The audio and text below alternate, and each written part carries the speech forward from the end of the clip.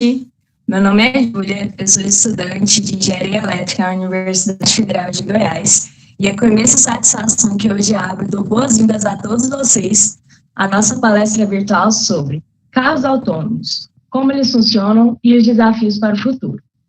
Com muito prazer, nós iremos receber hoje Daniela Riedel, formada em Ciências da Computação pela Universidade Federal de Mato Grosso do Sul. E durante a instituição, ela trabalhou no time de robótica e também fez parte no laboratório de inteligência artificial. No seu mestrado na USP, ela fez parte do laboratório de robótica móvel e o seu principal projeto no laboratório é o projeto Carina, que é o desenvolvimento de um veículo autônomo. Nesse projeto, ele fez uma parceria com o Scania, que foi o desenvolvimento do primeiro caminhão inteligente da América Latina. Durante o mestrado, ela também trabalhou com detecção e rastreamento de obstáculos, e já no seu doutorado, ela atua na predição de trajetórias, que é a ideia de conseguir predizer a trajetória de outros veículos que estão ao redor do veículo autônomo.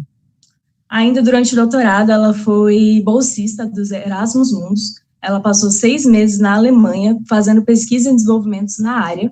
Depois, ela foi bolsista da Fulbright, nos Estados Unidos, e atuou na Universidade de Califórnia, em San Diego, e também no LISA Lab. Atualmente, ela está de volta no Brasil e está concluindo o seu doutorado. Eu agradeço desde já a disponibilidade da Daniela em poder oferecer esse conteúdo a todas nós. Agradeço ao projeto de extensão Mulheres nas Engenharias e agradeço a todos vocês que estão aqui prestigiando o nosso evento. Antes eu vou passar a palavra para a Amanda Vasco, que irá passar alguns informes a todos vocês. Muito obrigada.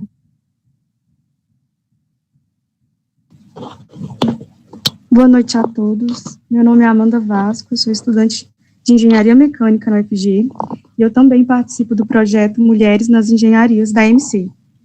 Antes de iniciarmos a palestra, eu vou passar 2 informações. A primeira é que o QR Code e o link do formulário para o recebimento do certificado serão disponibilizados ao final da palestra. A segunda coisa é que durante toda a apresentação, o chat estará aberto para que vocês mandem as perguntas, tanto do YouTube quanto o chat aqui do Google Meets. E aí, no final, a gente encaminha a preletora que vai responder elas. E, dando continuidade ao evento, eu passo a palavra à palestrante Daniela. Bom evento a todos.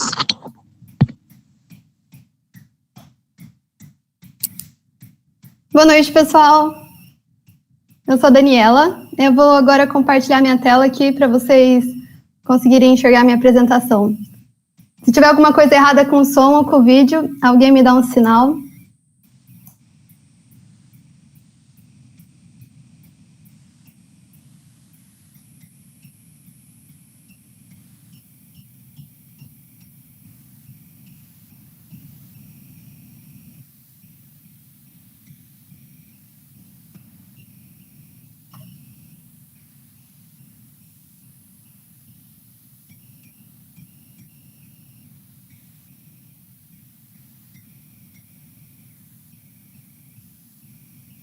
Bom, voltando aqui, espero que todo mundo esteja me ouvindo bem e vendo a minha apresentação. Como eu disse, eu sou Daniela, eu faço doutorado no Laboratório de Robótica Móvel na USP, e hoje eu estou aqui para conversar com vocês um pouquinho mais sobre carros autônomos. Bom, eu meio que dividi a minha palestra em 3 tópicos principais. Primeiro, a motivação para o desenvolvimento de veículos inteligentes e o histórico do desenvolvimento de carros autônomos, como que esses veículos funcionam e uma iniciativa brasileira que é do Laboratório de Robótica Móvel. E, por último, eu vou falar sobre os desafios do futuro e do presente também. Bom, para quem não sabe, no mundo inteiro ocorrem cerca de 1,35 milhões de mortes todo ano, única e exclusivamente por causa de acidentes de trânsito. É meio que como se você for imaginar uma cidade de Goiânia sumindo do mundo todo ano, única e exclusivamente por causa de acidentes de trânsito. E cerca de 90% desses acidentes são causados por falha humana. O que isso quer dizer no fim? As pessoas, elas acabam ultrapassando o limite máximo de velocidade, elas acabam consumindo bebida alcoólica e dirigindo, elas mandam mensagens, falam no telefone enquanto dirigindo, e todas essas falhas têm causado esse elevado número de mortes no mundo inteiro devido a acidentes de trânsito. Bom, é aí que vem a principal motivação para o desenvolvimento de veículos inteligentes, que a ideia é, então, que esses veículos, eles conseguiriam operar 24 horas por dia, 7 dias por semana, conseguiriam ter uma visão de 360 graus ao redor do veículo, e tudo isso facilitaria com que esse veículo reduzisse o número de acidentes, né? Visto que as maiores falhas que eu citei anteriormente, veículos autônomos não cometeriam. Bom, além de reduzir o número de acidentes rodoviários, tem outras coisas que esses veículos autônomos podem auxiliar a gente. Como, por exemplo, a gente pode aumentar a eficiência no trânsito, a gente pode economizar combustível. Por exemplo, se você tem veículos que são inteligentes, autônomos inteligentes, se você consegue fazer um platoon de veículos, um seguindo o outro, com isso, com uma distância mínima, a distância exata entre o veículo e o outro, utilizando uma velocidade exata, você conseguiria, de certa forma, por exemplo, vencer a barreira do ar, o que diminuiria o atrito que o veículo teria, e com isso conseguiria reduzir o número de combustível. E também veículos autônomos podem prover mobilidade para idosos e portadores de necessidades especiais. Bom, além disso, a ideia é que em grandes cidades, como por exemplo São Paulo, o número de horas que as pessoas passam no trânsito é muito grande. Tem um estudo que diz que um paulistano demora quase 3 horas por dia no trânsito. Então, basicamente, você poderia estar estudando, trabalhando, fazendo outras coisas enquanto você está no trânsito. Então, imaginem que é uma atividade extremamente mecânica, podemos dizer, né, em que um veículo autônomo poderia executar, e se você tivesse, por exemplo, perdendo esse tempo no trânsito, mas podendo fazer outras coisas, como, por exemplo, ler, estudar, trabalhar, fazer reuniões.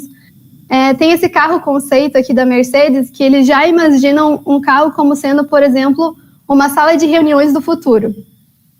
Então, a ideia é que, por exemplo, o modo como nós conhecemos os carros hoje seria modificado, né? Porque vários dos acessórios, digamos assim, que tem nos carros de hoje são feitos unicamente para auxiliar os seres humanos a dirigir.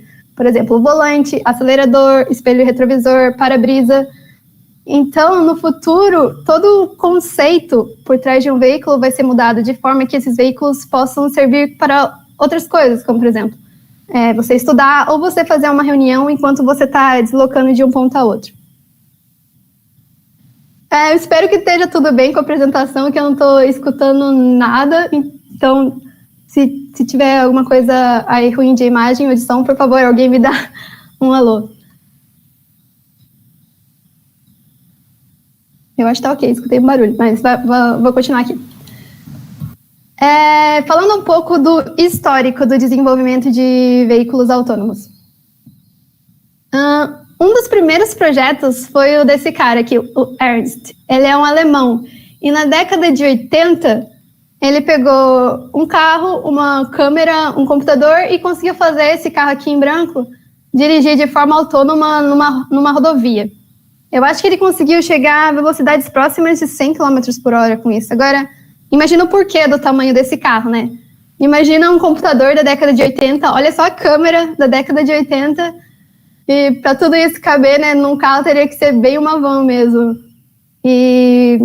Então ele é considerado, se você procurar no Google, ele é considerado o pai dos veículos autônomos. Durante a minha apresentação, eu vou colocar uns easter eggs, que são umas oportunidades de bolsa que eu tive ao longo da minha vida. Então, para quem se interessar, é só anotar os nomes, ou se não, depois pedir os links. Porque essa daqui é a primeira. Eu tive a oportunidade de conhecer o Ernst numa conferência que eu fui, tanto é que eu tirei essa foto com ele. E aqui eu só queria dar um quadrinho verde para umas bolsas que, na real, quando você está fazendo, até na graduação mesmo, você pode publicar artigos e ir para conferências. E às vezes é meio complicado você conseguir suporte da universidade para custear, né, a sua ida para as conferências, mas existem várias bolsas, como, por exemplo, da I3E e da ACM, que você só precisa fazer o pedido para conseguir um auxílio tanto para inscrição em conferência, como com ajuda para viagem. Essas duas aqui são bolsas exclusivas para mulheres, mas dependendo da conferência que você vai, a própria conferência libera um auxílio para as pessoas que vão apresentar. Só tem que ficar atento ao site, porque é bem escondido, então você tem que procurar bem no site para conseguir encontrar essas bolsas. Mas então, voltando ao veículos autônomos, esse daqui, o Ernst, foi um dos primeiros a realizar essa façanha de fazer um carro dirigir de forma autônoma numa rodovia.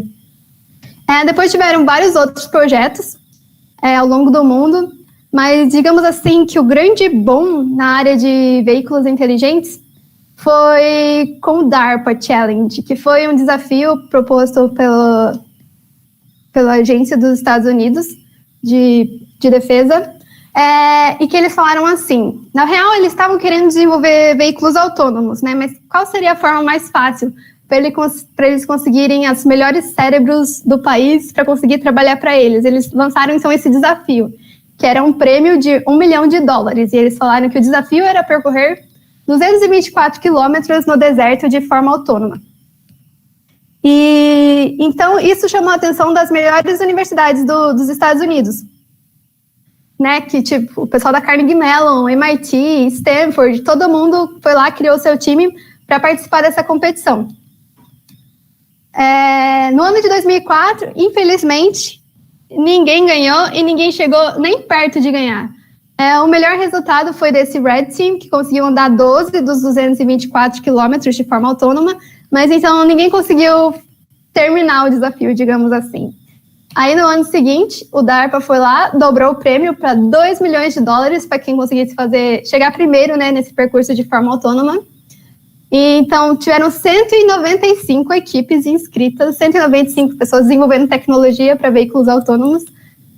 Foram 23 finalistas e 5 conseguiram terminar o percurso. O time que venceu foi o time da Stanford, o Stanley, que demorou cerca de 7 horas para fazer todo esse percurso de forma autônoma. Esse é o carro deles. Aqui em cima vocês podem ver a quantidade de sensores que eles usavam, o GPS, e essa foto aqui de trás mostra como era o computador que eles usavam nesse carro durante essa competição, que era, até aí então, era no deserto, né, que era feito, ou seja, risco nenhum, né, se alguma coisa der errado, pelo menos os carros estão no deserto. Aí, em 2017, eles pensaram, tá bom, agora que todo mundo já consegue fazer o carro andar no deserto, então eles lançaram esse Urban Challenge, que era basicamente um desafio numa cidade que foi construída por eles. E aí o desafio já era bem maior, porque eles tinham que obedecer regras de trânsito, eles tinham que lidar com outros carros no mesmo ambiente, tinha que ter negociação entre carros numa intersecção, por exemplo. E aí nesse ano inverteu, porque no ano anterior foi a Universidade de Stanford ficou em primeiro, em Carnegie Mellon em segundo, e nesse ano foi o contrário que aconteceu, mas então as equipes conseguiram bem resolver esse desafio. Aí começaram então as pesquisas nas companhias, né, digamos assim. A Google pode ser considerada, digamos que assim, uma das primeiras a desenvolver esse tipo de tecnologia.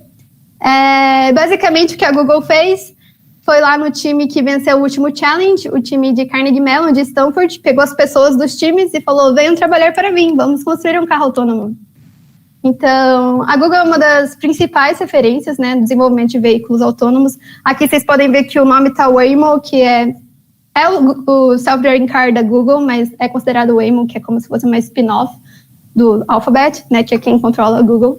E, então, ele já tem, né, o desenvolvimento de carros e até mesmo de caminhões. E aquela primeira figura de um carro autônomo que eu mostrei no início também é da Google, que é um carro conceito que eles desenvolveram do zero, assim, o carro. O carro não tem nem volante, digamos assim. Inclusive, a Google tem esse aplicativo, que é uma espécie de Uber de veículos autônomos, que já está rodando lá na cidade de Phoenix, e que ele roda 24 dias por hora, 7 dias por semana.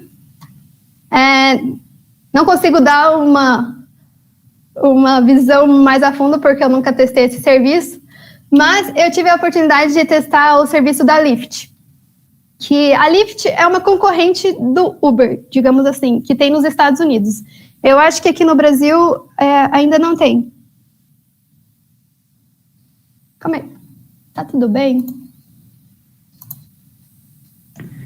Acho que sim, Daniela, está tudo bem. Tá, desculpa, eu recebi uma mensagem aqui. Tá. Ah, meu Deus. Apresentar. Obrigada pelo som, ajudou bastante. É que mensagem eu não consigo ler.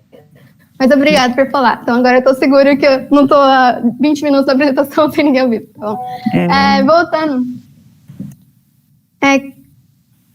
Como a Júlia falou no início, eu tive a oportunidade de passar um ano nos Estados Unidos e lá em Las Vegas, a Lyft, assim como o Uber, tem um serviço de carro, né, normal, que você pode usar um carro de um lado para o outro, mas lá em Las Vegas, a Lyft também está testando os veículos autônomos deles. Então, basicamente, se você tem um aplicativo da Lyft instalado no seu celular, você consegue, além de utilizar o serviço normal, você pode ser randomicamente selecionado para utilizar um carro autônomo. E eu acho que eu dei bastante sorte, na verdade, porque essa mensagem que vocês estão vendo é o que apareceu no meu celular. Eu não tenho um iPhone, né? Esse celular é fake, mas o screenshot é do meu celular, que eu recebi essa mensagem perguntando se eu queria executar o trajeto que eu ia executar em um veículo autônomo. E, tipo assim, parece até ser bem legal, né? Só que ainda era uma coisa muito restrita, digamos assim, muito controlada. Primeiro, não foi um carro sozinho que foi lá me buscar, né? Tinha, tipo, um engenheiro atrás do volante que estava tendo certeza, né, que não ia acontecer nada com o carro. Tinha uma outra pessoa do lado explicando para os passageiros tudo o que estava acontecendo, que aquilo era um veículo autônomo em teste, etc. Aí esse carro era dirigido até a avenida principal, e só na avenida principal que não andava de forma autônoma. Tipo assim, interessante. Ver que, tipo assim, uma pessoa que está num lugar pode já utilizar esse serviço, né? É uma coisa que já não está tão restrita aos engenheiros que estão desenvolvendo isso, ou aos estudantes que estão desenvolvendo isso. Apesar que é bem mais emocionante testar um veículo autônomo quando ainda está em fase de teste. Além da Uber, Lyft, Google, a Tesla também está desenvolvendo veículos autônomos. Talvez é uma das montadoras que está mais avançada nisso, digamos. Eles já têm o autopilot deles, né? Que em rodovias você já consegue, ou conseguia, né, antes do primeiro acidente de veículo autônomo que foi com o Tesla. Mas, enfim, tem também você consegue estacionar o carro de forma autônoma, você consegue, por exemplo, evitar, ter uma distância de segurança para o carro da frente, caso você não freie, o carro vai frear automaticamente por você. Então, tem todos esses serviços de apoio ao motorista que já estão aí, que muita gente já consegue usar. Além disso, recentemente, a Amazon comprou a Zoox, que é uma startup de veículos autônomos também nos Estados Unidos. Como mais notícias sobre isso também, tem essa lei agora que nos Estados Unidos já é permitido você construir um carro sem volante. Então, é interessante ver como nos Estados Unidos as leis estão caminhando bem mais rápido para que esse tipo de tecnologia seja acessível para as pessoas de forma mais rápida, digamos assim. Além desses carros de passageiros, existem algumas startups também nos Estados Unidos que, além de não ter uma pessoa dirigindo um carro, não tem nenhuma pessoa no carro, né? Não é um carro para transporte de pessoas, é um carro para transporte de compras, por exemplo. Você pode solicitar alguma coisa da farmácia, do mercado, e esse carro vai vir de forma autônoma entregar as coisas na sua casa. Só como nomenclatura, existem esses níveis que vão de 0 a 5, onde o nível 0 é completamente sem automação, o nível 5 é um carro totalmente automatizado. E, por exemplo, o nível 1 é um carro que tem uma espécie de assistência ao motorista, ou, por exemplo, faz a frenagem automática, esse tipo de coisa. Então, em muitos lugares você vai ver, por exemplo, a Lyft fala Lyft 5, que é tipo, tem automação completa, ou então automação nível 0, nível 1, e por aí vai. Tem muita pesquisa sendo desenvolvida em universidades no mundo inteiro. Esses foram os 2 grupos que eu tive a oportunidade de fazer pesquisa junto, que foi o LISA Lab, nos Estados Unidos, e o MRT, no KIT da Alemanha, que o LISA Lab é bastante focado nessa questão de sistemas de apoio ao motorista, e também a questão da interação entre pedestres e motoristas, interação entre pedestres e veículos, bastante focado nessa área. Na Alemanha, já tem a full stack completa, tipo assim, você tem pessoas desenvolvendo problemas de construir mapas de cidades, problemas de localizar o carro dentro desses mapas, problemas de controle do veículo, problemas de detectar obstáculos, rastrear obstáculos. Então, esses daqui são só exemplos de 2 grupos, existem muitos mais grupos no mundo inteiro. Aqui, outro spoiler, 2 bolsas, a Fulbright Brasil e o Erasmus Mundus, que basicamente eles te dão todo o suporte para ir para fora do Brasil desenvolver pesquisa. E são 2 bolsas que eu recomendo bastante. Depois eu tenho os links para quem se interessar. E no Brasil, né? O pessoal talvez pense que não tem nada acontecendo no Brasil. Já tiveram vários projetos, não sei se ainda tem todos esses, mas em algum momento tinham todos esses projetos. Na UFMG, Unifei, na UFES, na ESC aqui da USP, Unicamp. E o mais legal de todos, o projeto Carina, que é o carro robótico inteligente para navegação autônoma, que é o projeto do Laboratório de Robótica Móvel da USP, no ICMC. E eu sei o que vocês estão pensando agora. Esse é o carro que atropelou na Maria Braga? Não, não é esse carro. Não foi a gente, tá bom? Só que já vou esclarecer que eu sei que vai ver essa pergunta depois. Apesar de que eu acho que tem o logo da USP lá no veículo do incidente, mas não foi o meu grupo de pesquisa. Mas assim acontece, não... Tá, enfim. Vou falar agora sobre como funcionam veículos autônomos e um pouquinho do meu laboratório, que é o Laboratório de Robótica Móvel. Enfim, o laboratório primeiro começou com esse carrinho de golfe, que foi automatizado, depois um Palio Fiat Weekend, e por último a gente teve um projeto em parceria com a Scania, que foi o desenvolvimento desse caminhão, que foi considerado o primeiro caminhão inteligente da América Latina. Vou tomar um pouco de água. Enfim, basicamente, então, o nosso coordenador do laboratório conseguiu uma parceria, um investimento, né, para desenvolver esse projeto. Então, eles foram lá e compraram esse Fiat Palio Weekend, um carro normal. Aí, com a ajuda de um mecânico que tinha plena experiência, né, em carros da Fiat, foram feitas as modificações mecânicas, né, porque a gente precisa, de certa forma, conseguir enviar para o carro comandos de aceleração, esterçamento. Então, a gente tem que criar uma ponte de comunicação entre um computador e o veículo. E aí que vem essa fase, né, de você fazer essas modificações mecânicas.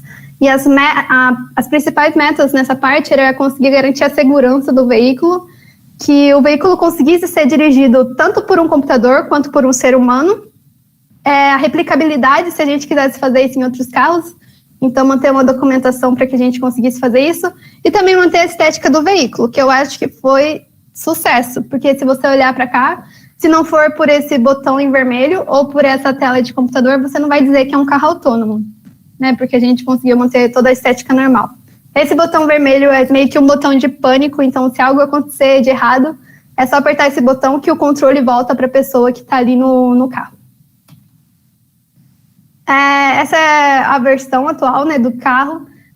A gente pode ver que aqui em cima tem alguns sensores, aqui na frente também. Aqui é um timeline, né, desde julho de 2011 até a primeira demonstração nas ruas de uma cidade, que foi em 2013. Então, basicamente, a gente tem o carro e os vários sensores que ajudam a gente, de certa forma, a entender o mundo, né? Que a gente tem que fazer, de certa forma, o carro tem inteligência suficiente para agir como ser humano. Aqui é os sensores que a gente tem no caminhão, né? GPS, câmera estéreo, radar, só para vocês terem uma noção. Então, um ser humano dirigindo, né? Pode ser uma atividade que a gente executa, de certa forma, inconsciente, né? A gente não fica prestando, assim, muita atenção, mas é como se a gente tivesse vários algoritmos rodando em paralelo no nosso cérebro para a gente conseguir fazer o que a gente faz, né? Que a gente não para pensar. Então, nós temos os nossos olhos, que ajudam a gente a perceber o ambiente, o ouvido para ouvir buzina, ou ouvir barulho de outro carro se aproximando. E a gente captura todas essas informações do ambiente e a gente manda ela para o nosso cérebro e fala para ele se virar, né?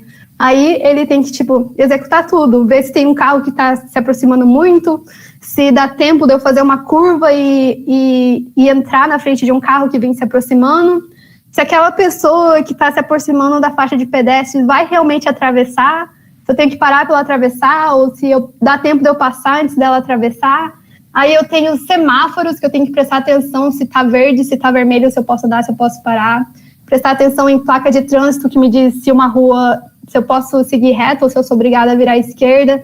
Então, na real, tem muita coisa acontecendo no nosso cérebro enquanto a gente está dirigindo. Isso é um desafio imenso para um computador conseguir fazer tudo isso que o nosso cérebro faz. Então, basicamente, os sensores que tem no carro fazem a parte dos nossos olhos, digamos assim, porque eles são os responsáveis por coletar os dados do ambiente. E os algoritmos e os computadores e os programas que a gente constrói têm que fazer a parte do nosso cérebro, que é pegar esses dados dos sensores, processar eles e voltar, de certa forma, para comandos mecânicos das nossas mãos, que é virar o volante, acelerar e frear. Então, todos esses dados que eu capturo, no fim, a saída vai ser simplesmente aceleração, frenagem e virar o volante, determinado grau, se for resumir de uma forma mais simplística. Falando um pouco mais dos sensores, eu acho que um dos mais utilizados, até pelo fato do custo ser bem mais baixo do que os sensores lasers, é a câmera estereoscópica. Para quem nunca ouviu falar em uma câmera estereoscópica, o nome pode ser assustador, mas na verdade ela não é assustadora, porque simplesmente uma câmera estereoscópica, ela captura duas imagens, a imagem esquerda e a imagem direita. E por isso ela é chamada de câmera estereoscópica. Basicamente, se você tem duas câmeras, e se elas estão alinhadas perfeitamente, você pode conseguir fazer isso também. Eu já consegui fazer com duas webcams. O resultado não é tão bom quanto uma câmera estereoscópica profissional, mas dá para você fazer o que você precisa. Enfim, por que duas câmeras, né? Se você for fazer paralelo com um ser humano, nós temos dois olhos. Acho que aí já vem uma dica. Por que nós temos dois olhos? Porque a gente precisa enxergar o ambiente em 3D. Alguém já pensou por que um pirata tem dificuldade em percepção 3D? É justamente por causa disso. Se você fizer um experimento com os seus olhos, se você colocar um objeto muito próximo do seu olho e fechar o olho esquerdo e o olho direito, você vai ver que esse objeto vai estar se movendo uma longa distância. E quanto você mais afastar esse objeto do seu olho e fazer o mesmo processo, você vai ver que essa distância ocorre o inverso. E é justamente por causa desse princípio que nós, seres humanos, conseguimos enxergar em 3D. E a gente consegue replicar isso utilizando uma câmera estereoscópica. Essa câmera, então, ela pega duas imagens que são ligeiramente deslocadas no eixo horizontal. São deslocadas no eixo horizontal. E por causa dessa disparidade que existe essas duas imagens, por meio de um processo que chama triangulação, você consegue descobrir para cada ponto nessa imagem qual é a posição 3D do ambiente, para cada pixel daquela imagem.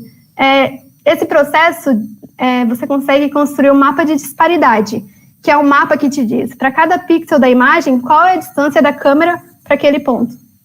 Com uma única câmera, você consegue só a informação do objeto no plano da imagem, e não no mundo real. Mas se você tem uma câmera estereoscópica, você consegue ter uma estimativa bem boa da localização daquele ponto no mundo 3D. Porque se você pensar, o carro ele está no mundo 3D. E a câmera está no mundo 3D. Então, se eu tiver só resultados no plano da imagem, não vai adiantar muita coisa. Mas com essa informação em 3D, você consegue, então, por exemplo, detectar obstáculos e permitir que o carro não colida com esse obstáculo, porque você sabe exatamente no mundo onde aquele obstáculo está. Para quem não é muito familiar com imagem, aqui nessa imagem do canto inferior esquerdo, apesar de a gente enxergar uma imagem, como está aqui nessa primeira, o que o computador enxerga são números, que é o valor de intensidade naquele ponto específico da imagem. Isso daqui é para uma imagem em escala de cinza. Se você tem uma imagem colorida em RGB, você vai ter uma matriz tridimensional, onde para cada pixel daquela imagem você vai ter os três valores do nível de vermelho, de azul e de verde. Então, que vai te dar uma imagem colorida. Mas a imagem em escala de cinza, você vai ter um único número. Então, você pode interpretar essa imagem como uma matriz, basicamente. O outro sensor, que é esse sensor, o Velodyne HDL32, É um sensor laser. Aqui está só a localização dele no carro, que eu coloquei com essa seta.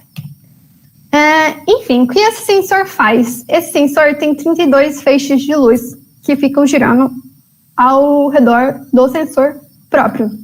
Então, cada feixe de luz bate em um ponto, retorna, e com isso você consegue ter a estimativa precisa daquele ponto no mundo. Então, aqui você está vendo uma imagem, mas isso, na verdade, é uma nuvem de pontos 3D, onde cada pontinho colorido desse que você está vendo tem um valor XYZ. Então, com base nisso, você consegue construir essa nuvem de pontos. Aqui eu tenho um exemplo esse daqui é o sensor em cima do carro, você pode ver que ele está girando, e por causa de estar girando que você consegue ter 360 graus de visibilidade ao redor do carro, que é essa imagem aqui na direita que o carro está andando, então você consegue ver essa nuvem de pontos. Na câmera estereoscópica, obviamente, são 180 graus, né, que você só consegue ver na frente do veículo. Se você quiser ter 360 graus de visibilidade com câmera estereoscópica, você precisaria de 2 pares de câmera estereoscópica, um apontado para frente e um apontado para trás. Esse sensor, no entanto, ele é muito caro. Ele custa o preço de um carro popular, só o sensor. Então, é por isso que muitas pessoas têm desenvolvido muitos algoritmos utilizando as câmeras, porque elas são bem mais baratas. Apesar de que esse sensor laser, ele é bem mais preciso. Ok. Então, basicamente o que a gente falou até agora é que temos um carro autônomo e temos esses sensores, como, por exemplo, a câmera e o sensor laser. Basicamente, esses sensores capturam dados do ambiente. Então, eu estou com o carro, tenho o sensor, estou andando com o carro, capturando os dados, e para o carro está chegando um monte de imagem e um monte de pontos em 3D. Basicamente é assim que o carro vê o mundo, né? Você pode usar tanto essa imagem que pode estar sendo capturada por uma câmera, quanto no vídeo de pontos 3D. Mas agora a gente precisa que o carro realmente entenda alguma coisa a partir de todos esses dados. Como aqui, por exemplo, que ele tinha que vir para a faixa esquerda para virar para a esquerda, ou detectar um semáforo aqui, ver que está vermelho e que ele tem que parar. Ou então, detectar os outros carros que estão ao redor dele, detectar a faixa de pedestres, os outros carros, pessoas, porque ele tem que entender de tudo isso para andar de forma autônoma sem ter uma pessoa dirigindo ele. Porque se ele não entende nada disso, ele pode vir e simplesmente bater com o carro, bater com o pedestre, passar no semáforo no verde, no vermelho, porque ele não sabe o que significa o verde. Além disso, outras tarefas mais complexas são, por exemplo, predizer o futuro, o comportamento futuro desses agentes. Ou seja, não basta eu saber onde o carro está, eu tenho que saber se ele vai seguir reto, se ele vai virar para a esquerda, porque isso vai interferir no caminho que eu, veículo autônomo, quero fazer. Então, o processamento mais pesado está na parte de realmente entender todos esses dados que estão sendo capturados pelos sensores, como, por exemplo, predizer posição e velocidade dos outros agentes e estimar a trajetória que eles vão fazer no futuro. É aí que entram os algoritmos. Acho que boa parte do pessoal aqui não é da área de computação, então, se eu falar algum termo muito diferente, alguém me dá um toque que eu possa explicar melhor. Mas, basicamente, a gente tem uma série de algoritmos para conseguir fazer esse carro andar de forma autônoma. Aqui eu só citei algum deles e cada um desses tem um universo em particular imenso. Por exemplo, detecção, classificação de obstáculos, localização, controle, negociação entre veículos, mapeamento. Não vou perder muito tempo porque é muita coisa. Mas aqui, basicamente, é um overview da arquitetura de um veículo autônomo. Então, a gente tem a parte dos sensores, que é a câmera e o LiDAR, que eu falei hoje. Aí tem a parte de percepção, que é basicamente pegar os dados e extrair algum tipo de conhecimento, como, por exemplo, me dar a coordenada de um obstáculo, ou detectar um semáforo e me falar, esse semáforo está vermelho, você tem que parar o carro. Mapeamento, construir um mapa que o veículo depois vai conseguir se localizar, depois tomar decisão sobre tudo isso. E, basicamente, no final desse pipeline, todo esse processamento vai se resumir em um ângulo de esterçamento, frenagem, ou aceleração para o veículo. Aqui eu tenho alguns exemplos, por exemplo, de detecção de lanes. Esse foi um dos trabalhos que foi desenvolvido no laboratório, que é basicamente assim, imagina que você tem uma câmera e o carro precisa distinguir onde ele pode e onde ele não pode ir. Então, é basicamente você conseguir detectar a rua. Outro trabalho é planejamento de trajetória. Dado que eu estou na minha casa e quero ir no supermercado, traço uma rota para eu chegar no supermercado. É mais ou menos assim, acho que todo mundo já usou o Google Maps, né? Que você tem o ponto onde você está, você quer ir em algum lugar, você clica e ele traça aquele roteiro para você seguir. A única diferença é que você, como ser humano, olha aquilo que ele desenha e faz, você mesmo. A diferença para o carro autônomo é que a informação que ele tem que ter para construir essa trajetória tem que ser muito mais específica e métrica para ele conseguir chegar até lá sem passar por nenhuma parede, digamos assim. Outro exemplo de detecção de obstáculos, então o carro está lá parado e ele tem que ter noção aonde estão as coisas para ele não ir lá e avançar em cima delas. Então, por exemplo, se eu sei que tem uma placa a 2 metros à esquerda, na posição 3015, eu sei que eu não posso passar por ali, que eu vou ter que ir só por onde é rua. Além todos esses algoritmos específicos para fazer o carro andar de forma autônoma, tem também alguns trabalhos no laboratório que é basicamente de sistemas de apoio ao motorista. Nesse vídeo aqui à direita você pode ver que basicamente é o sistema que dá um alerta para o motorista quando ele está passando por uma faixa, que, por exemplo, se a pessoa está dirigindo e de repente dormiu no volante, ela começa a atravessar a pista para o outro lado, sistema de apoio ao motorista daria um alerta sonoro para acordar o motorista para ele não invadir outra pista.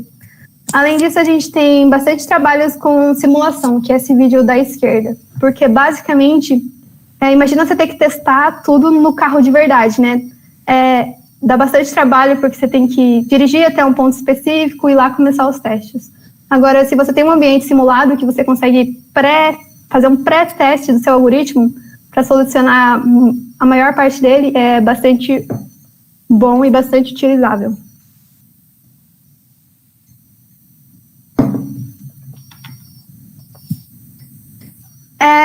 Pode parecer bastante complicada essa arquitetura. Meu Deus, 7h40. Tá.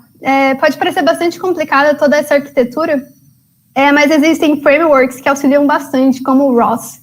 Quem é da robótica precisa conhecer, porque ele provê uma série de facilidades na comunicação entre os diferentes módulos, módulos de visualização do que está acontecendo.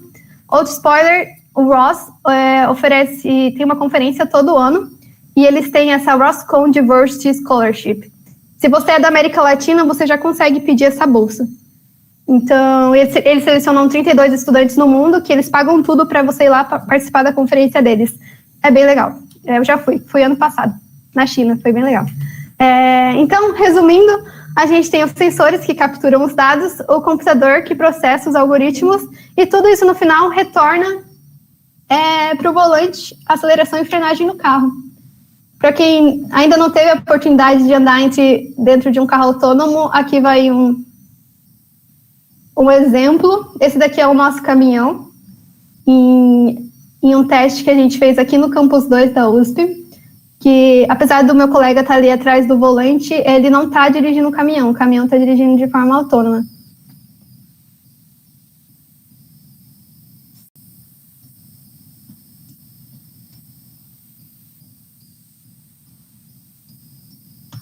Tem aqui também um outro vídeo esse é do carro dirigindo de forma autônoma. Se vocês entrarem no site do meu laboratório ou no YouTube, tem bastante vídeos legais de todos os trabalhos que a gente desenvolve e também de testes que a gente fez no carro dirigindo de forma autônoma. Para não ficar tão abstrato assim, eu decidi dar um exemplo de um desvio de obstáculos, como funcionaria, e esse é um dos pipelines mais simples, assim, desvio de obstáculos. Então, basicamente, como eu disse, a gente tem uma câmera que me dá duas imagens, esquerda e direita. Dessas imagens, esquerda e direita, eu consigo gerar esse mapa aqui, que é o mapa de disparidade. Que é o mapa que me dá a distância do veículo para cada um desses pixels, onde mais próximo de branco, mais próximo, e mais escuro, mais longe está do veículo. Você pode ver, então, por exemplo, que esses ciclistas estão mais próximos do que o fundo, e esse daqui está mais próximo do que os ciclistas. A partir dessas informações, eu também consigo gerar, por exemplo, um mapa de obstáculos, que me diz, para cada ponto dessa imagem, qual a probabilidade disso ser um obstáculo. Se eu executar um algoritmo simples de clusterização, eu consigo ter uma informação como essa aqui, onde cada cor define um obstáculo. Um algoritmo de clusterização, ou de agrupamento, como o DBScan, basicamente o que você faz, você pega um ponto, aí eu posso ver se ponto é um obstáculo. Se sim, eu assigno ele a um grupo, e aí eu checo a vizinhança desse ponto fazendo a mesma pergunta. Para cada vizinho, eu posso ter um meio de mensurar o quão próximo ele está do ponto núcleo desse cluster. E, por exemplo, se eu ver que aquele ponto é um obstáculo e eu utilizar a informação de disparidade para ver se eles são próximos o suficientes, eu consegui agrupando esses pontos, e no fim o que eu vou ter vão ser diferentes grupos que me identificam os diferentes obstáculos que estão nessa imagem. Esse daqui é só um resultado desse algoritmo de segmentação, que é semi-supervisionado, porque eu não tenho todos os rótulos dos objetos. Então, com um algoritmo assim, bem simples de agrupamento, eu já consigo, por exemplo, detectar obstáculos que estão na frente do veículo autônomo. Tendo esses obstáculos, eu posso adicionar um módulo de rastreamento, que é, basicamente, dado que eu quero identificar o mesmo obstáculo ao longo de uma sequência de imagens, ao longo de um vídeo. Então, por que eu quero fazer isso? Porque se eu consigo identificar o mesmo obstáculo ao longo de uma sequência, eu consigo mensurar a velocidade que esse obstáculo tem ao se deslocar. Então, com isso, fica mais fácil para eu predizer a trajetória que ele vai ter no futuro e evitar uma possível colisão. Um outro exemplo. Imagina que o carro está vendo essa cena e eu quero saber se tem uma placa nessa cena. Um modo bem simples de eu fazer isso é utilizar um método que chama Sliding Window, que é basicamente eu vou pegar um tamanho fixo de uma amostra de imagem e eu vou percorrer a imagem inteira extraindo esses pequenos exemplos da imagem. E para cada exemplo que eu extraio da imagem, eu vou perguntar, isso é uma placa? Então, basicamente, eu vou passar isso para um algoritmo e ele vai me falar se é uma placa ou não. Aí eu volto no início da imagem, altero o tamanho dessa amostra que eu estou e passo novamente por toda a imagem. E para cada amostra que eu retiro da imagem, eu pergunto, isso é uma placa? Então, a ideia é que esse algoritmo pegue essa amostra de imagem, extraia características dessa imagem e classifique 0 ou 1. É ou não é uma placa? Basicamente isso. Isso pode ser considerado um aprendizado de máquina clássico. Por quê? Porque eu estou usando a extração de características fixas. Por exemplo, se você usar uma biblioteca como OpenCV, tem vários algoritmos de extração de características, como ROG, SIFT, Corner Detection, você pode detectar os cantos da imagem, isso já vai ser uma forma de você representar aquela imagem. Quando você usa técnicas de Deep Learning, aí para quem está ouvindo pela primeira vez sobre Deep Learning, basicamente o que acontece é que essa fase de extração de características, não sou eu que vou falar para o algoritmo, extrai cantos, extrai cor, extrai qualquer coisa. É o algoritmo que vai aprender as melhores características a serem extraídas dessa imagem para classificar aquilo como uma placa ou não. Então, basicamente, você tem várias camadas de uma rede, onde as características que são extraídas dessa rede vão desde características mais simples, como, por exemplo, arestas, cantos, círculos, até características mais complexas, baseadas nas primeiras características, que vão, então, ser usadas, por exemplo, numa camada totalmente conectada, para aí sim me dizer 0 ou 1. Sendo 0 não é uma placa, 1 é uma placa. Em Deep Learning, então, você tem essas redes neurais que são compostas de múltiplas camadas, e outra rede bastante famosa são as redes neurais convolucionais. porque você pode ver aqui que um neurônio está conectado a todos os neurônios da camada seguinte. Numa rede neural convolucional, você vai ter um pedaço pequeno da imagem que vai ser convoluído com a imagem de entrada, e isso vai dar um resultado. Então, não é, digamos assim, totalmente conectado, porque você tem essa convolução entre os filtros e a imagem de entrada. Então, basicamente, a diferença entre essas duas é que na primeira você aprende os pesos, que são essas arestas conectando os neurônios, e nessa segunda, o que você aprende são os valores desse filtro que vai ser passado na imagem de entrada. Então, basicamente, o seu trabalho aqui é aprender os valores desse filtro, falando de forma bem simples e clara. Enquanto nesse daqui, o que você tem que aprender é os pesos conectando os neurônios. Então, dado que você aprendeu os valores desse filtro, você consegue passar por essa imagem e você vai ter um resultado na camada seguinte, e você vai repetindo isso várias vezes. Como eu disse, por exemplo, você pode ter uma saída que é simplesmente 0 e 1, falando essa imagem não é uma placa, ou essa imagem é uma placa, ou você pode alterar essa saída para ser uma saída probabilística, onde você fala 80% dessa imagem ser uma árvore, 7% de chance de ser um cachorro e 3% de chance de ser um avião. Então, basicamente, essa parte central da rede permanece a mesma. A única coisa que você altera são as camadas de saída, aí a sua função de erro, e o modo como você vai treinar a rede é basicamente o mesmo. O que altera é a saída e a função de erro que você usa para treinar isso. Além de você ter aquelas saídas que são dadas por camadas totalmente conectadas, você vai poder ter também uma saída que é uma imagem, onde você dá a entrada de uma imagem e você tem de saída uma imagem. E nessa imagem de saída, o que você vai ter é a classe para cada pixel da imagem de entrada. Aqui nessa imagem do meio, você pode ver que está classificando pessoas, área navegável, calçada, vegetação. Então, esse é um outro exemplo de saída de uma rede neural convolucional.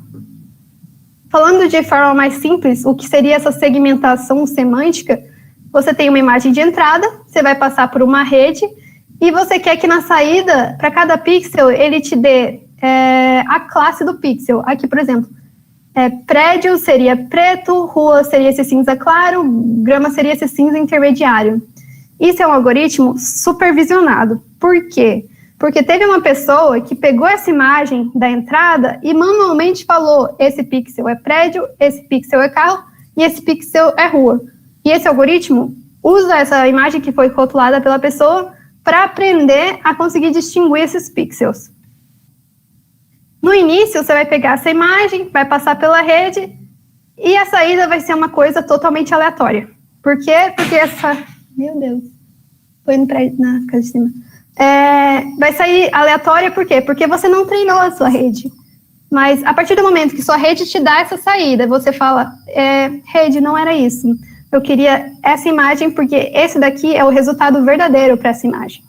O algoritmo vai, então, computar a distância entre o que você esperava e o que você teve, e vai, vamos dizer assim, atualizar todos os valores dos filtros, de forma que da próxima vez que você passar uma imagem, esses filtros, esses valores que você computou na rede, vão estar mais próximos de dar a imagem que você quer. Então, no início você teve uma coisa aleatória, na segunda vez, como a rede já aprendeu alguma coisa, ela já vai dar uma imagem mais parecida com a que você quer, e assim em diante, até que ela consegue realmente aprender a automaticamente distinguir um prédio de uma rua e de um carro. Esse daqui é um exemplo, foi uma rede que eu treinei. Aqui no lado esquerdo, você tem uma pessoa que rotulou, tipo assim, isso é carro, isso é carro, isso é carro, isso é rua, e eu treinei uma rede para dar a mesma resposta. E chegou bem perto até, você pode ver, conseguiu identificar aqui os carros, aqui tem ruído, mas se você pensar que uma rede aprendeu isso sozinho, pode ser bastante interessante. Desafios para o futuro. Eu acho que eu vou conseguir no tempo certo.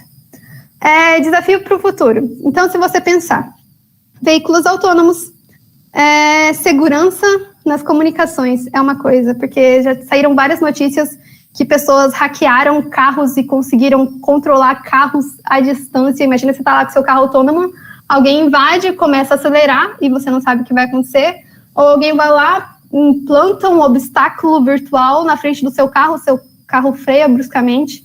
Isso é um grande desafio para a área. Eu acho que tem vários grupos que estão pesquisando. O meu grupo não é focado nesse tipo de pesquisa, é mais focado no desenvolvimento de veículos, mas esse é um desafio. Outro desafio é a questão moral e ética, né? Imagina que você tem um carro autônomo e que você tem que decidir se você quer atropelar 5 cachorros ou 5 gatos. Qual é a decisão correta? Inclusive, tem esse site do MIT que você pode acessar e lá você pode ir decidindo. E isso vai, teoricamente, ajudar as máquinas do futuro a fazer uma decisão moral, mas eu acho que esse é um problema muito complexo para ser resolvido. Eu acredito que no futuro vai ser muito mais reativo do que realmente uma implantação de consciência moral no veículo autônomo, mas é um tema bastante discutido e interessante. Outro desafio é a questão da interface entre pessoas e veículos. Imagina que você está indo lá atravessar uma rua e você não sabe se a pessoa vai frear, se o motorista vai passar. O que você faz? Você olha para o motorista, tenta entender, ele acena com a cabeça que você pode passar e aí você atravessa a rua. Como a gente vai replicar isso num veículo autônomo? Inclusive, eu li uma reportagem que veículos elétricos estavam tendo problemas, porque eles não emitem sons, e isso já é uma quebra na interface de comunicação entre pessoas e veículos. Inclusive, alguns veículos estavam colocando sons artificiais para imitar um motor, e tem muita pesquisa relacionada nessa área de interface entre pedestres e veículos. Várias companhias, inclusive, estão propondo aí soluções. Essa aqui, a Sencom, planeja colocar uma tela de LED para dar um sorriso, indicando que um pedestre pode atravessar a rua. Ou a Nissan, que tem um painel de LED falando, você pode atravessar. Ou então a Mitsubishi e a Mercedes, que estão planejando projetar no chão informações, como, por exemplo, quando ele vai abrir uma porta de um carro, isso ficar no chão para as pessoas conseguirem visualizar, ou projetar uma faixa de pedestres para as pessoas atravessarem. Então, essa é uma área bem gigante também, só essa questão de interface de comunicação entre pedestres e veículos. Outro desafio mais relacionado às cidades do futuro, né? Hoje nós temos estacionamentos que foram projetados para você ter um espaço entre as portas para que as pessoas possam sair de seus veículos.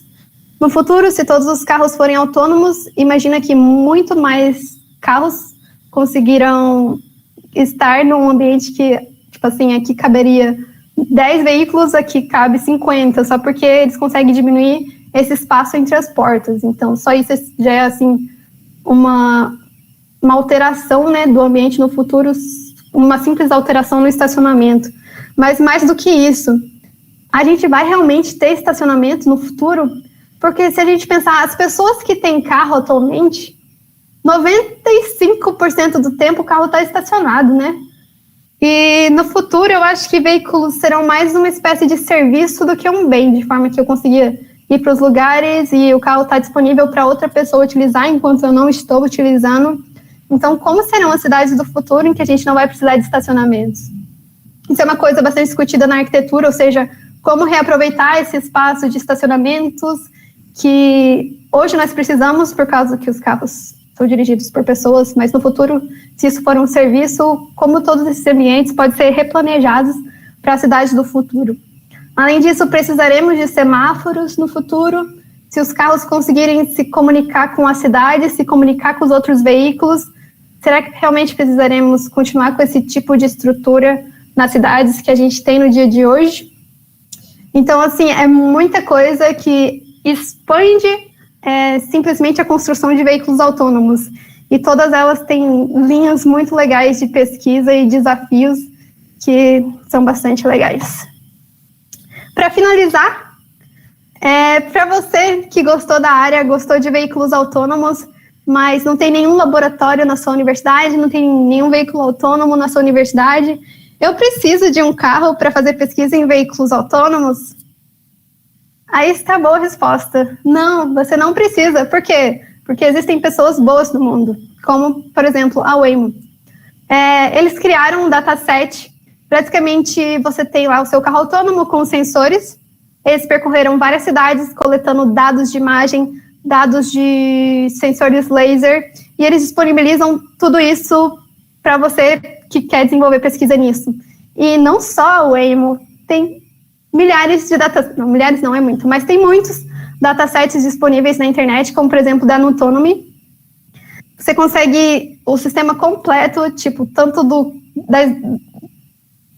da ação que o carro executou, quanto a captura de todos os sensores de GPS, e além dos dados dos sensores, eles também dão os rótulos, como, por exemplo, eles vão lá nas imagens, selecionam todos os obstáculos, fazem o tracking, o rastreamento dos obstáculos e disponibilizam tudo isso para todo mundo. E o bom é que, como tem muita gente no mundo utilizando esses dados, você consegue facilmente comparar com outras pessoas que estão desenvolvendo pesquisa na mesma linha que você planeja.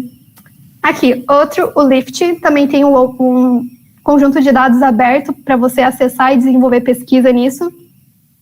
O KIT, que é o grupo que eu estava na Alemanha, foi um dos primeiros datasets, assim, em larga escala, a serem colocados em público. Então, você tem aqui os dados do GPS, laser, câmera.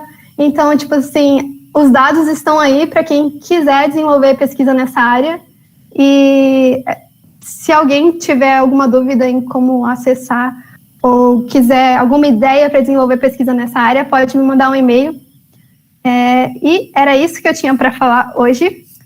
Muito obrigado a todo mundo. Espero ter feito jus à hora de vocês. E quiserem me adicionar no LinkedIn, me mandar e-mail com dúvidas, estamos aí. Obrigada.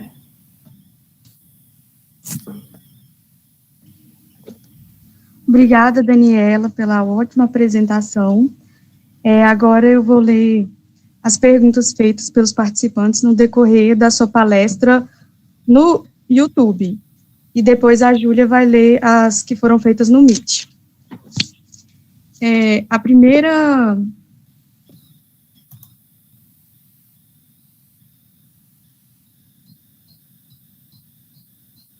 Eu acho que eu não estou ouvindo.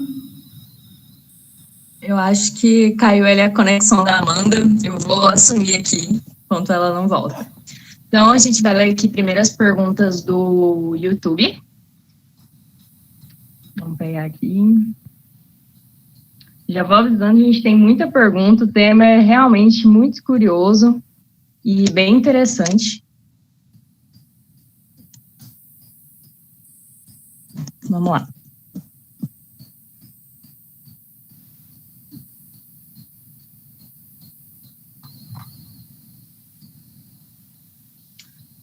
Daniela, o Oscar Roberto, ele perguntou, em qual nível de automação naquela escala de 0 a 5 que você comentou está o Fiat Weekend? Então, o carro é basicamente uma plataforma de pesquisa. Então, assim, a gente já desenvolveu a demonstração pública nas ruas aqui de São Carlos, foi, digamos assim, o nível 5, porque o carro ele dirigiu de forma completamente autônoma, sem a necessidade de um ser humano interferir. Mas, digamos assim, a gente também tem pesquisas que são simplesmente os sistemas de apoio ao motorista, que seria o nível 1. Como ele é uma plataforma de desenvolvimento, não é um carro pronto, assim, apesar que a gente consegue o nível dele conseguir andar de forma autônoma.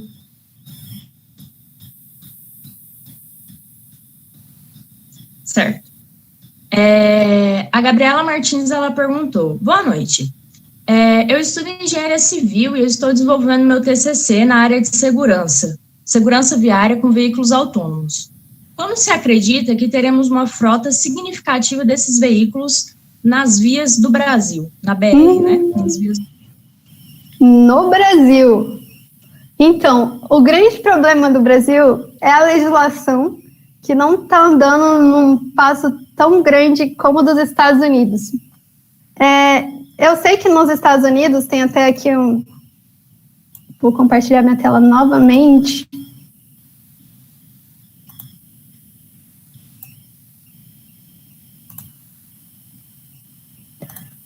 Isso foi publicado... Ops, toda hora eu clico errado. Ops. Isso foi publicado pela Forbes hoje, que, tipo assim, quem sou eu para falar da previsão, né, do desenvolvimento, quando os veículos vão estar na rua. Mas segundo o Elon Musk, que é o CEO da Tesla, ele diz que o nível 5 de autonomia completa será alcançado este ano. Em 1976, a GM publicou um comercial que falava que eles teriam veículos autônomos em 1976. Então, assim, todo mundo que fez uma predição até hoje, errou. E no Brasil, eu acredito que vai demorar bem mais que nos Estados Unidos. Eu não sei, se eu fosse chutar um valor, eu diria que 20 anos, mas é bastante difícil, porque não é só a tecnologia que precisa ser desenvolvida, a legislação também precisa evoluir, e, tipo assim, no futuro, não vai ser simplesmente importar a tecnologia dos Estados Unidos e da Europa, que lá já está bem mais desenvolvido. Por quê? Porque o ambiente no Brasil, ele é muito diferente. Tipo assim, as highways, as rodovias nos Estados Unidos e na Europa são textura perfeita, marcação horizontal, vertical perfeita, o que facilita muito os sistemas de percepção dos veículos. Aqui no Brasil, a gente ainda tem muitas ruas que não são asfaltadas, que são de terra, que não tem as marcações no chão.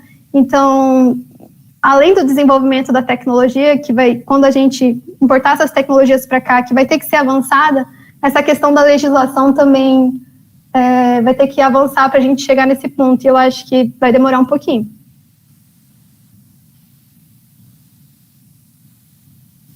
Certo. Eu vou intercalando entre as perguntas do Meet e do YouTube, tá? Então, eu vou lá para o Meet. A Dimitra Silvéria, ela falou bem assim: o carro tem direção defensiva ou ele assume que os demais condutores estão respeitando as regras de trânsito?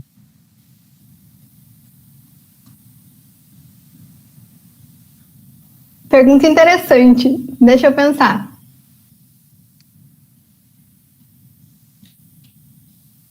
O sistema por exemplo, de detecção de obstáculos, eu vou dizer, basicamente, se um carro, acho que não é assumido que os outros carros vão executar perfeitamente as leis de trânsito, porque, pelo menos no sistema de detecção, você está monitorando ali tudo que está na frente do carro, independente de onde vem. Por exemplo, se vem de outra faixa, você também vai conseguir reconhecer, mas esse é um problema, porque lá nos Estados Unidos teve um acidente do carro autônomo do Uber, que ele atropelou uma ciclista, e justamente a ciclista, ela estava não respeitando as regras de trânsito, porque ela estava atravessando no meio de uma rodovia que não tinha faixa de pedestres. Então, assim, nesse cenário, eu não posso responder por todos os veículos autônomos, que eu acho que alguns assumem, que os outros veículos vão corresponder ao veículo autônomo. No caso do nosso carro, a gente tem essa visão de detectar todos os possíveis obstáculos sem fazer suposições se eles estão ou não seguindo as regras de trânsito. Mas essa é uma questão bastante interessante.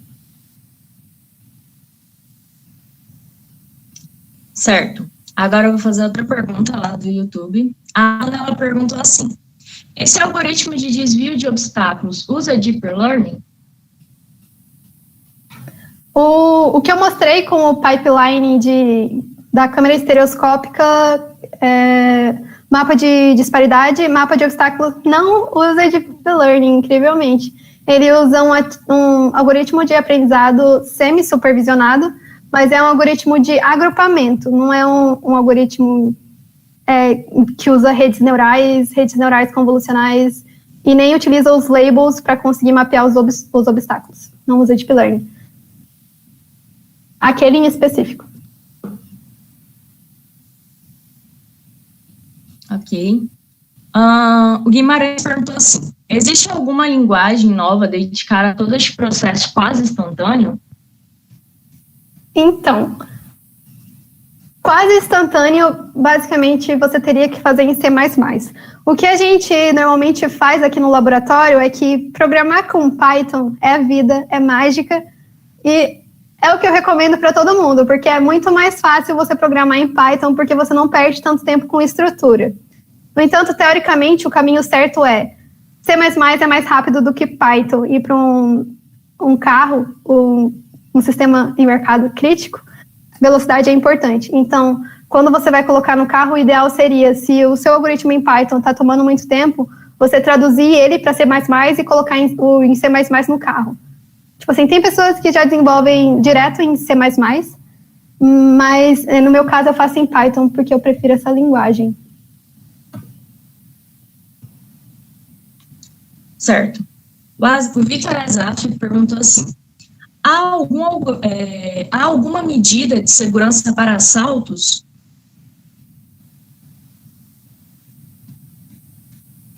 Então,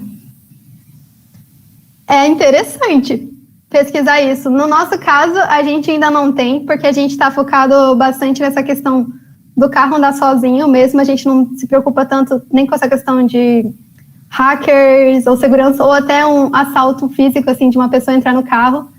Mas é um problema que justamente as pessoas no hemisfério norte não estão se preocupando e que a gente no hemisfério sul, a gente deveria se preocupar. Eu acho que é bem possível fazer um algoritmo de detecção de atividade suspeita, por exemplo, para você conseguir classificar esse tipo de cenário.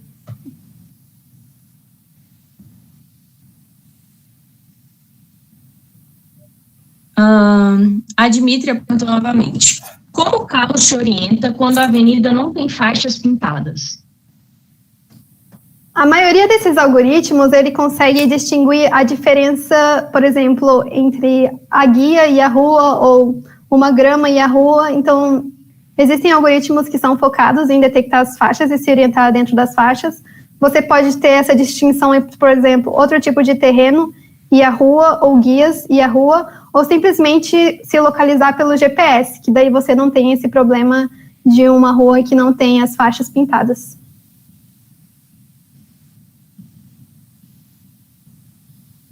Ok, agora vamos lá para outra pergunta do YouTube. A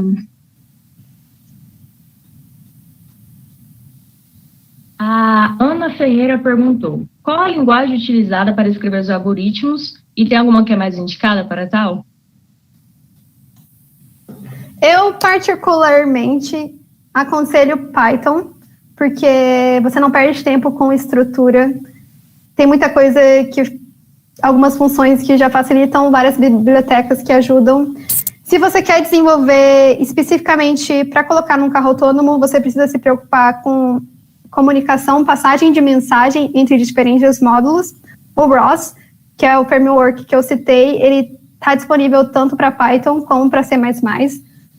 Para começar, eu sugiro Python, e se o tempo foi uma coisa crítica no seu algoritmo, eu aconselho transformar seu código para C antes de colocar no carro. Mas a maioria das vezes, Python funciona bem para a maioria dos algoritmos que você precisa. E é bem mais simples de desenvolver.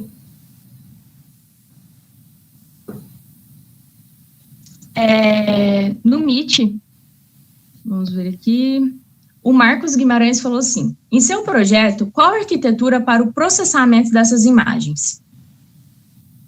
Então, eu mostrei o pipeline inteiro. Eu vou compartilhar aqui de novo.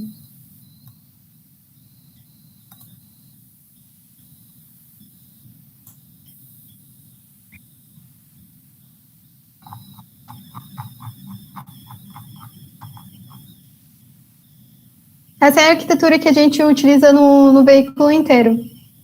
No caso do processamento de imagens em específico, depende muito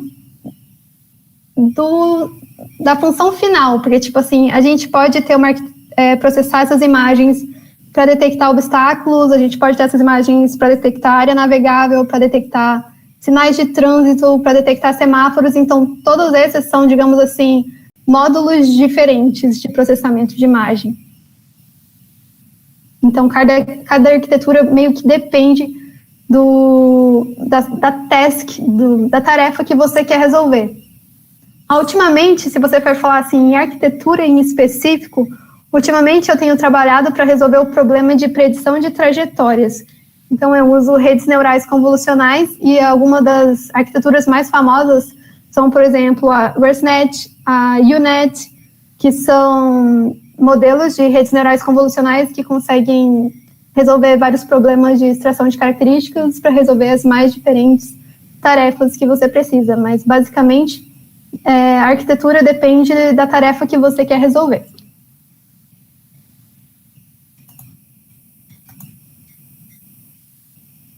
Certo. Gente, tiveram muitas perguntas. Eu agradeço, Daniela, a palestra foi excelente e agradecida a todos vocês que estão aqui ainda. Eu vou mandar no chat o link para vocês preencherem o formulário e a Liuchi vai disponibilizar aí na tela o QR Code. Para quem não sabe como é que o QR Code funciona, é só vocês pegarem, né, o celular que lê o QR Code, mirar na tela e daí já é encaminhado direto para o formulário. Preencham lá. E não se esqueçam que esse mês a gente está trazendo bastante palestras. Dia 13 vai ter a palestra de introdução a microcontroladores.